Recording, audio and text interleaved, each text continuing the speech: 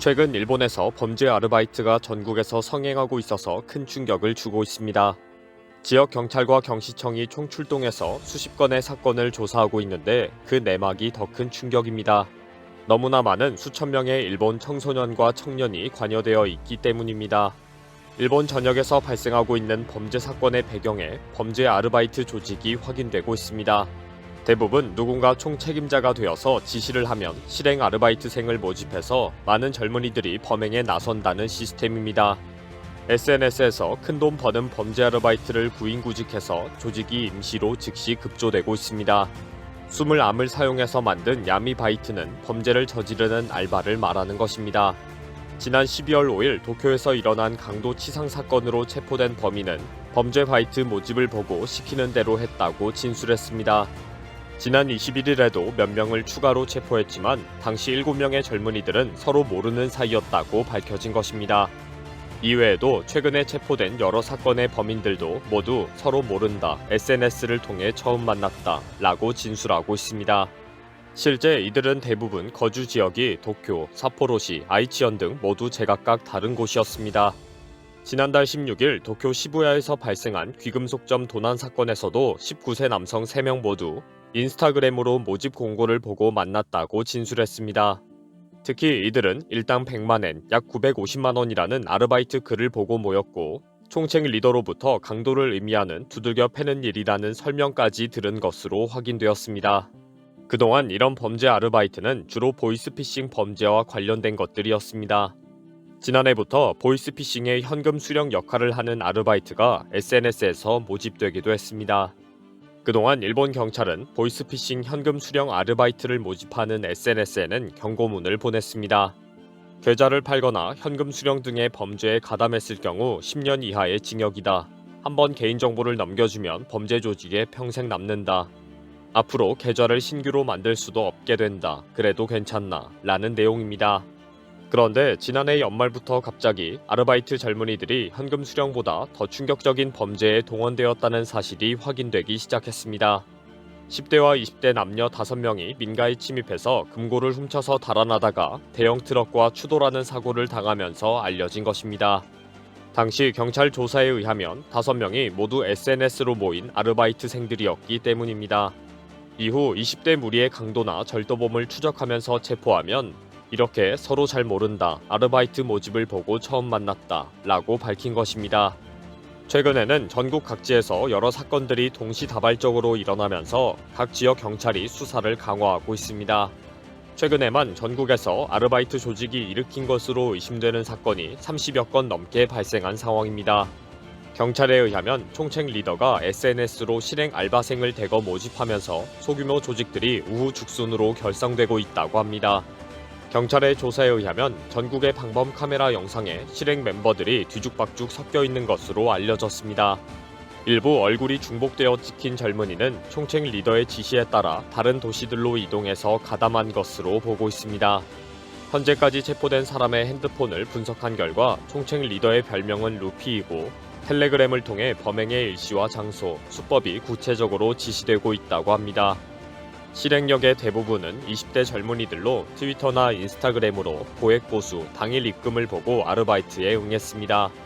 실행 아르바이트도 운전 역할, 감시 역할, 직접 실행력 등 역할에 따라 보상액이 다르다고 합니다. 주로 이들은 총책 리더가 이미 파악해놓은 고액 현금을 가지고 있는 노인들을 상대로 하는 범죄에 나도 할 수 있겠다며 지원한 젊은이들입니다. 아르바이트를 지원한 젊은이들도 노인의 나이와 거주 상태를 전달받았기 때문입니다. 경찰과 언론은 총책이 이미 금융자산 리스트 등 특정 정보를 확보했다고 보고 있습니다. 노인의 나이와 체력과 홀로 거주 정보뿐 아니라 현금 보유 사실까지 총책이 다 파악하고 있었기 때문입니다. 각지의 자산가를 특정한 명부는 이미 지난해부터 암암리에 나돌고 있다는 것이 확인된 적이 있습니다. 지난해 11월 도쿄도의 소방서에 근무하는 소방관이 이 리스트를 이용해서 특수사기를 하다가 체포되었기 때문입니다. 이 아르바이트생들은 미리 다 알고 있는 것처럼 후다닥 들어와서 바로 구타를 하고 현금 있는 거 다 알고 있다, 빨리 불어라 라고 재촉하고 있습니다. 그렇게 순식간에 돈을 챙기고는 바로 떠나버리는 동일 범행을 저지르고 있습니다. 수십 건의 사건이 전국에서 동시다발적으로 발생하면서 언론도 적극적으로 대책을 세워야 한다고 연일 특집 방송을 내보내고 있습니다. 언론에서는 외부에 주차해 놓은 고급차는 철저하게 커버를 씌워야 한다. 문을 절대 열어주면 안 된다. 만약에 침입하면 무조건 생명을 지켜라 등을 당부했습니다. 피해를 당한 고령의 노인들이 거주하는 자택 앞에서는 거의 대부분 최고급 차량이 주차되어 있었고 혼자 거주하기에는 지나치게 큰 규모의 주택이었습니다. 전문가는 전국에서 동시다발적으로 발생하고 있기 때문에 이런 범죄에 적극 대처해야 한다고 지적합니다. 특히 집안의 외부와는 완벽하게 차단된 안전한 공간인 패닝룸을 설치할 것을 권장하고 있습니다. 2002년 미국 영화에서 공개된 세이프트룸으로 바로 도망쳐서 안전을 도모하는 것입니다. 2층 집인 경우 올라가는 계단을 철문으로 설치하거나 침실 등 문이 확실한 방을 패닝룸으로 지정해서 열쇠를 2중 3중 설치하는 것을 권장합니다. 경찰은 경제적인 여유가 있다면 여러 방문을 강화 철문으로 바꾸면 응급시에 매우 유용하다고 소개합니다. 그리고 반드시 패닝룸에는 별도 통신선이 꼭 필요하기 때문에 스마트폰의 통신기기는 항상 그 자리에 두는 습관을 가지라고 권합니다. 특히 거주하는 사람이 2명 등 다수이면 서로 우리 집 패닝룸은 안방이다 라고 약속을 하고 여차하면 동시에 뛰어들어가야 한다고 지적합니다. 최근에는 일본의 많은 청소년들까지 SNS에서 위험한 아르바이트 구인 공고를 검색하고 있습니다. 지난 18일에는 지바현에서 15세의 여자 중학생이 절도 혐의로 체포되었는데 이 역시 SNS로 야미바이트 등을 검색해서 가담한 경우입니다. 도난카드로 현금 인출을 주로 했고 상당한 보상을 받았다고 말했습니다. 경찰과 언론은 제정신이 아닌 청소년과 청년들이 너무 많다고 지적합니다. 특히 경찰은 범행에 항상 렌트카가 사용된 것이 아르바이트 청년들이 아무 생각이 없다는 것을 알 수 있다고 비판합니다. 총책 리더에게 신분증으로 렌터카를 빌리라는 지시를 받아서 차량을 끌고 현장에 나타났기 때문입니다. 그리고 그 렌터카는 항상 범행 이후 경찰의 첫 번째 추적 대상이 됩니다.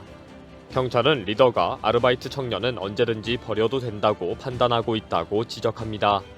언론도 빌린 흔적이 반드시 남는 렌트카를 사용하는 것은 리더의 말에 맹목적으로 복종하기 때문이라고 지적합니다.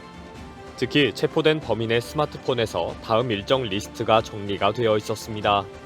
경찰이 다음 장소로 지목된 집에 가서 대피를 해야 한다고 알려주러 갔는데 이미 그 집안에서는 피해자가 발견된 적도 있습니다. 청소년과 청년들이 이런 한탕 범죄에 적극 동참하는 것에 대해 많은 일본인들은 유혹당할 만하다는 반응입니다. 오늘도 수십 건의 범행이 발생하고 있는 일본입니다. 수천 명, 수만 명이 SNS로 한 방에 1,000만 원이라면 무슨 일이든 좋다고 아르바이트를 찾고 있습니다. 이번 영상은 여기서 마치겠습니다. 시청해주셔서 감사합니다.